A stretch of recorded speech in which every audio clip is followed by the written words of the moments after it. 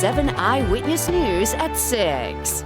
Good evening once again. New York State is now sending more health inspectors into western New York as this region is battling an explosion of new COVID cases. And the authorities say that people have to stay vigilant or this crisis could spiral out of control, leading to another major shutdown.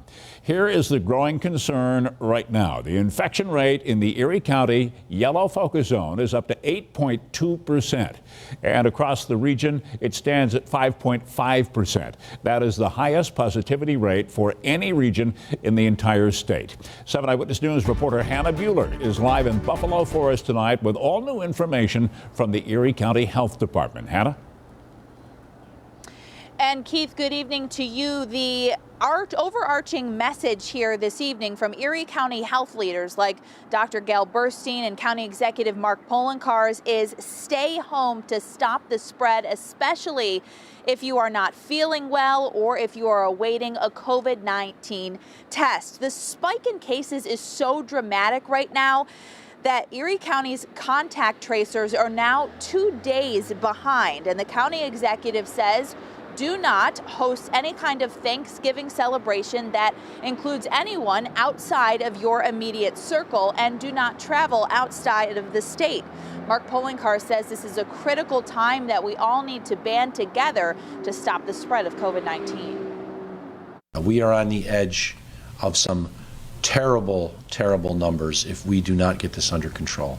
Erie County health leaders say the current COVID-19 numbers are skyrocketing, and it's happened in a matter of days. And it is rapid growth across the community. And County Executive Mark Poloncarz says the COVID-19 cases are popping up everywhere through community spread, with some of the highest number of positive cases in suburban and rural areas like Gatesville, Irving, Alma, and Springville. Some of the suburbs and rural areas are horrible. The county executive says due to the overload of cases, contact tracers are now at least 2 days behind in notifying people of a positive COVID-19 exposure, which means the county is relying on those who may be sick with a known positive test to do some tracing on their own.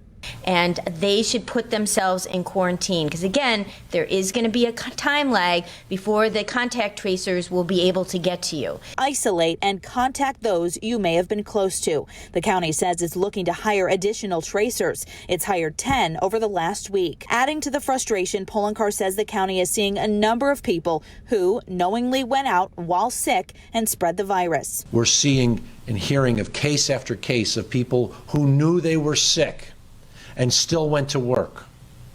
We're hearing case after case of individuals who knew they were sick and still went out and partied with their friends. As for the upcoming holiday, the county executive had this to say. Limit your gatherings for Thanksgiving to your immediate family. Do not travel. Don't invite visitors from outside the area, for that matter, truthfully outside your home.